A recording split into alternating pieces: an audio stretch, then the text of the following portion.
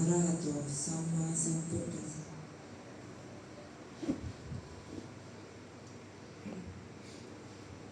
Namo Pandita, Bapak Ibu, umat wihara berbah yang saya hormati, terimalah salam damai dari saya, Sotihoto Namo Buddhaya. Namo Buddhaya. Perlu diganti.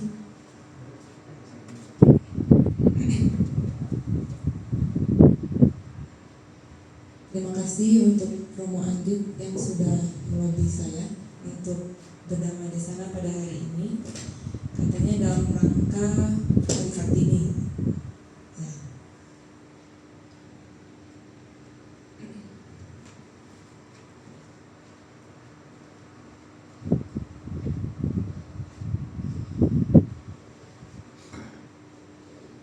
Hari Kartini itu jatuh pada hari Selasa, tanggal 21 April.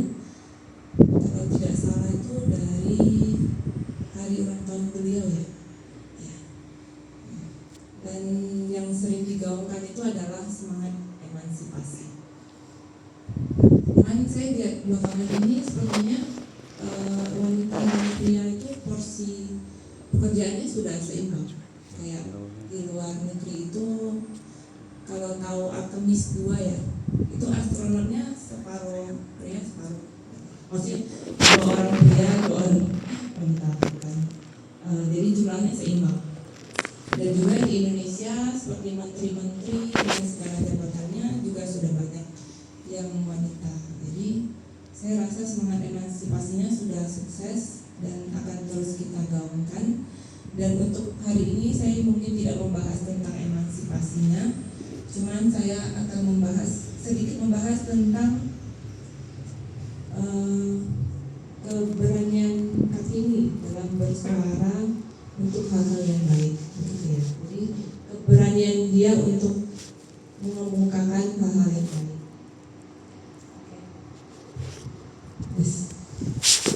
Yes. Harus jauh dulu. Apa? Lanjut ya.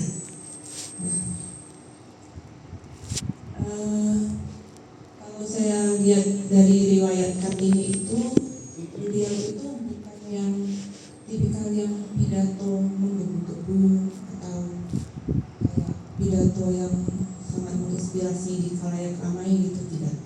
Beliau itu dari surat-suratnya begitu ya, pemikirannya dituangkan ke surat-suratnya.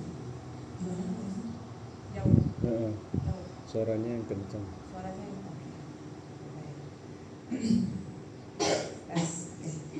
Nah, jadi pada zaman tersebut wanita itu ya dibiasakan jarang berbicara. Nah, ini adalah hal yang cukup relate antara saya dengan Ibu Kartini. Walaupun tidak se-ekstrim zaman dulu ya, cuman masa kecil saya itu ya memang jarang berbicara. Kalau acara keluarga ya jarang ditanya. Jadi kayak saya itu besarnya di Pontianak. Di Pontianak itu untuk etnis Chinese-nya itu cenderung lebih sering berbicara dengan yang anak laki-laki. Jadi saya punya kakak laki-laki dan saya anak kedua. Setiap kali ada acara keluarga, yang disapa itu selalu kakak saya. Saya cuma datang, duduk, makan, dapat angpau, pulang balik. Jadi nggak banyak bicara. Kemudian saya ingat lagi pada zaman sekolah juga jarang disuruh ke depan berbicara gitu, jarang. Ketua kelas biasanya juga yang dipilih laki-laki. Kemudian sampai SMA, ketua OSIS ya juga laki-laki. Terus saya gabung OSIS tapi bukan yang kayak sering pidato, saya gabung di bagian majalah, mading gitu ya. Jadi benar-benar di belakang layar. Sampai akhirnya saya mulai dituntut untuk berbicara di depan umum itu justru pada saat saya kuliah. Dan bukan saat kuliahnya ya, saat kuliah itu kalau presentasi kadang perwakilannya ya juga yang cowok-cowok atau yang cewek-cewek yang agak pintar gitu. Saya juga cuma duduk, ya bantu ngeprint, bantu apa gitu ya. Kemudian saya mulai dituntut banyak berbicara itu saat di Widyaloka. Di sana mulai disuruh jadi MC, jadi pemimpin kebaktian dan segala macam. Nah, karena basicnya jarang berbicara di depan umum, kemudian saya itu di lobi jadi MC Kadina di Mendut. Nah, itu adalah suatu tempat yang sangat tidak boleh berbuat kesalahan ya, zero kesalahan. Cuman karena tidak ada orang atau apa, saya di lobi menjadi MC di sana. Dan sesuai prediksi, karena saya agak kaku ngomongnya ya, dan di Katina itu kan chaos. Jadi habis berdana, maksud biku senior di sana itu suruh habis berdana jangan pulang dulu.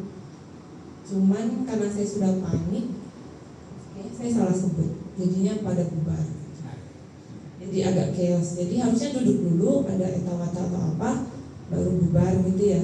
Cuman karena saya panik, ya jadi agak nada tinggi lah biku seniornya. Sejak itu down, tidak mau tampil jadi MC lagi. Terus di Widyaloka kan ada Dhamma Duta ya, Dhamma Duta kayak pencetak orang yang Dhamma di sana gitu. Saya juga udah nggak mau ikut. Dan ya pas zaman saya yang terkenal ya Dhamma Dutanya ya Romo Ian, Romo Santos, Ko Franky gitu-gitu. Yang cewek-cewek itu nggak terlalu banyak. Sampai akhirnya ya sejak itu saya kalau ada acara wihara selalu yang di belakang layar, dekorasi, konsumsi gitu-gitu. Jadi yang nggak berbicara di depan umum. Kemudian sampai akhirnya sekitar akhir tahun 2024 itu saya di lobi jauh-jauh hari sih bilang, ayo isi di Karangjati, yang suruh juga kok iya, ayo teman di sana di Karangjati. Ya udah nanti aja pas Desember pas ulang tahun gitu. Nah kemudian seperjalankan, jadi saya mintanya jauh-jauh hari. Jadi sebelum menuju Dhamma Desana tersebut, ya saya mulai mengajar kelas-kelas kecil dulu, seperti kelas sekolah minggu yang anak-anak. Jadi audiensnya yang kecil-kecil dulu, ya untuk biar nggak demam panggung gitu ya. Kemudian sampai akhirnya Dhamma Desana pertama itu ya di Wihara Berbah ini. Pada saat itu saya pikir Berbah kan sepi ya. Rupanya hari itu ada kedatangan umat dari DKI, ramai banget, dan saya ngomongnya tepat-tepat ya, maksudnya nggak gitu oke lah, ada juga ya kayaknya. Itu Dhamma Desana pertama saya. Kemudian kalau saya Dhamma Desana kan sering direkam sama Ko Ian, dia kadang suka putar ulang, saya tuh suka malu sendiri gitu. Jadi, aduh ini salah, ini harusnya nggak gini gitu. Sampai akhirnya saat ini sudah Dhamma Desana kesekian kalinya, sudah jauh lebih tidak takut. Kadang saya itu pas bagian deg-degannya itu setelah nama karang, terus balik badan, audiensnya siapa gitu. Kalau makin ramai makin takut. Dan pas Imlek itu kan ramai banget ya. Wah itu ada Hengki, Jewina, ada Romo Buntoro, wah itu saya deg-degan.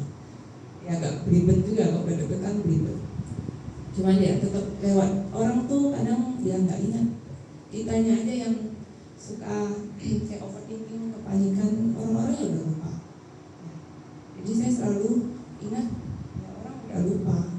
Dan saya juga malu-maluinnya kan bukan hal yang negatif ya, bukan yang melanggar sila, cuman kayak salah ngomong atau belibet gitu. Jadi itu yang membuat saya terus kembali Dhamma Desana lagi. Kemudian ya untuk hari ini saya tidak terlalu panjang, hanya untuk mau membahas perjalanan Dhamma Desana saya.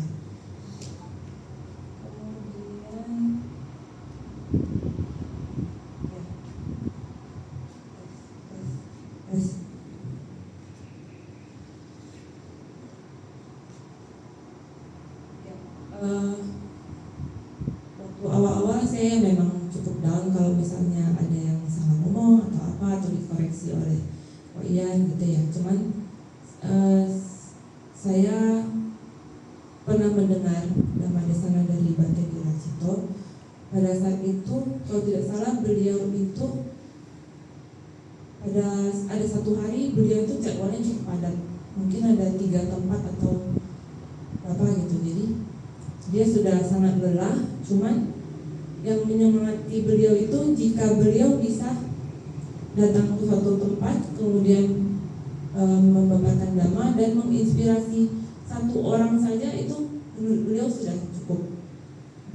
Jadi itu yang menyemangati beliau jika ada kegiatan-kegiatan seperti itu. Dan saya ingat lagi ya, saya itu kalau Dhammadesana ya tidak perlu sampai yang harus wow atau harus sampai viral ya, dan atau harus sampai view-nya banyak, likes-nya banyak gitu ya enggak. Kalau ada 1-2 orang yang terinspirasi saja itu sudah baik. Dan contohnya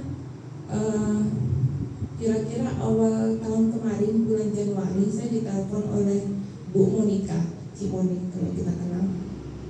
Yaitu telepon di bilang, "Kita ini saya bentar lagi ulang tahun, saya tuh pengen Dhammadesana kayak kita gitu." Dan akhirnya betul beliau itu Dhammadesana di Wihara Karangjati kisaran bulan Maret gitu ya. Jadi saya anggap itu sebagai wah, ini lumayan menginspirasi ibu-ibu untuk mulai Dhammadesana. Kemudian sebelum ini saya juga ada Dhammadesana di Wihara Widyaloka. Pada saat itu saya membicarakan tentang cancer ya, karena anak muda. Pada saat itu ada public figure di Algeno yang baru meninggal karena cancer. Kemudian saya cerita tentang saya sering donasi rambut 30 cm, 25 cm gitu. Nah, setelah itu ada mahasiswa yang datang bilang, "Ci, dananya di mana? Saya mau ikut keriting, boleh nggak? Dicat boleh nggak?" Gitu. Saya boleh. Dan mereka mulai saya kasih alamatnya dan mereka udah kirim juga ke alamat tersebut. Nah, saya anggap itu sebagai kayak walaupun masih kurang luas, tapi cukup menginspirasi begitu. Nah, jika kita tarik lagi ke perjalanan Kartini, beliau itu berani bersuara untuk hal-hal baik. Jadi untuk ya ini ibu-ibu cuma satu ya, Bu Risti ya. Jadi mungkin pesan saya kalau yang ibu-ibu boleh mulai berani tampil di depan. Kemudian yang bapak-bapak, romo-romo di sini, terima kasih sudah memberikan kesempatan untuk yang ibu-ibu berbicara gitu. Kemudian terakhir, kalau kita itu mudah di lobi untuk Dhammadesana itu sangat membantu pengurus wihara ya. Jadi kadang kita kalau di lobi, ada yang di lobi padahal dia public speakingnya bagus, tapi di lobi, saya belum mau Dhammadesana, saya masih sibuk. Itu ya cukup membuat yang pengurus ya harus cari yang lain lagi. Jadi saya selalu membiasakan kalau di lobi, oke, bisa kita ini besok bisa gitu. Dulu saya itu tiap kali mau Dhammadesana selalu bikin PowerPoint segala macam. Sekarang sudah mulai berani bawa HP aja ya, kayak romo-romo di sini ya. Gak banyak bawaannya. Dulu banyak banget, kayak ada tulisan jangan lupa nama kara penutup. Bahkan nama tasanya aja saya tulis, takut lupa. Kadang kalau udah belibet takut lupa ya. Nama tasanya aja saya tulis besar-besar gitu. Sekarang udah lebih tenang. Ya, paling itu aja yang mau saya sampaikan sebagai penutup, supaya lebih menginspirasi lagi untuk teman-teman yang belum pernah Dhammadesana untuk bisa Dhammadesana di depan, bahwa pada Sutta Itiwutaka pemberian tertinggi ada 2 jenis pemberian, yaitu materi dan dhamma. Jadi jika kita berbagi dhamma di wihara itu juga termasuk pemberian yang tinggi, dana yang tinggi gitu. Itu saja dari saya, singkat saja. Semoga berkenan.